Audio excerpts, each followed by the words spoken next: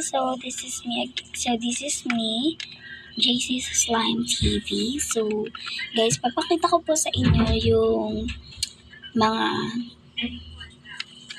collection ko po, since this is my first videos in my channel. It's my first video in my channel. So yan, so itutur ko muna po kayo. So ito muna po yung ating mini vlog. So hello guys, so let's start. First, we have this Lil Hands coloring pen. I have that 10 colors or no 12 colors. And then I also have I Heart Art marker, 12 pieces also. And of course, the most famous cone tip marker, the Crayola Super Tips. I have 30 pieces. So yes. And then I have these water markers, 12 pieces, and this Mr. DIY color brush pens. And then what's this? Oh, this is the clickable highlighter from TikTok shop. And this is my glitter washi tapes. And I have this pen, the MNG. Complete na yung MNG guys. Then Titus gel na 0.7. So hindi ko pa siya complete kasi nagdadalawang isip ako guys kung sulit ba siyang bilhin. Then I have this, the Faber-Castell RX7. So meron ako niyan, and yung ganito yung OG. Yung OG na pen na Faber-Castell. And I have the LB5 complete colors. Ano ko alam ko complete din guys. So yan, ang dami pa tayo dyan guys.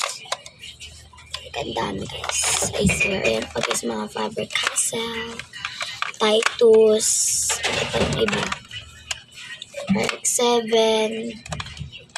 LV5, Faber-Castell, and then itong RX gel meron tayo. Ito guys, RX gel. Then dito tayo guys sa mga highlighters. I have this, the Stabilo Neons. Ayun siya. So yan, Stabilo Neons I have. So wala lang ako nga guys yung parang dark na purple ba yun or pink. Kasi parang ganun siya. Pero kasi meron ako ditong isa, nagugulan ako anong color to. Feeling ko this is the pink one. Tapos yung parang may purple pa kasi. So wala pa akong ganun guys. And of course, I have the Stabilo Swinkle. Stabilo Swinkle. Dalawa lang guys, Stabilo Swinkle ko. And the Pilot Friction, isa lang. Kasi di ko siya masyado nagustuhan. And of course, I have this Sharpie. So, patuloy ko pa rin siyang ginagamit. So, pag naubos na lang ito, tsaka ako bibili ulit na iba pang colors. And this BNE ba ito guys? Basta yan. Ito guys. Anong brand ito? I have complete colors. Then, I have this Artline Key Road.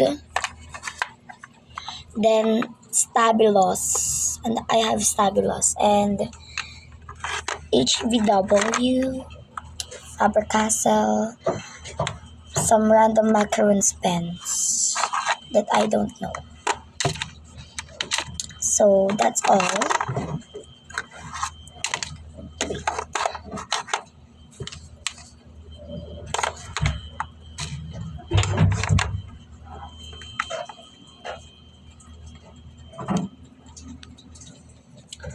Then, oh wait guys, wait.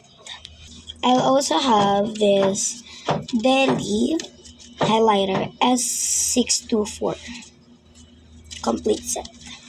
I also have this mini table. So here, I'm gonna tour. So here, meron po tayong mga hindi pa po nabubuksan na pens like this. Yan, madami pa po yan guys. Natin paper mint, Mr. DIY, Rover, tapos ano ito? Correction tape, BE. So wait lang guys.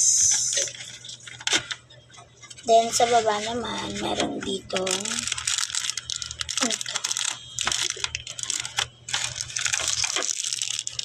Gel Sleeky multicolor. Tapos highlighter. Then here, dito guys, meron din tayo guys, dalawang set naman ng highlighter ulit. Then sa baba, highlighter. So yeah. So next dito naman sa may baba, meron tayo dito mga random pens. And yung mga ganyan guys, meron din tayo. So mga ganyan pens. Konti lang yan kasi mga nagtira lang naman yan doon guys. So next, meron din tayo mga ganitong pens. Yan. Tapos doon sa likod, meron tayong mga acrylic markers. Tapos dito sa gilid acrylic. Pero alam ko dito sa gilid, wait lang. Alam ko dito sa may pinaka-gitna. Ay, ito pala, hindi pala ito acrylic. Ito pala yung ball pens. Then, from Delhi, ulit na 12 colors na parang ganyan guys. Yung may stamp.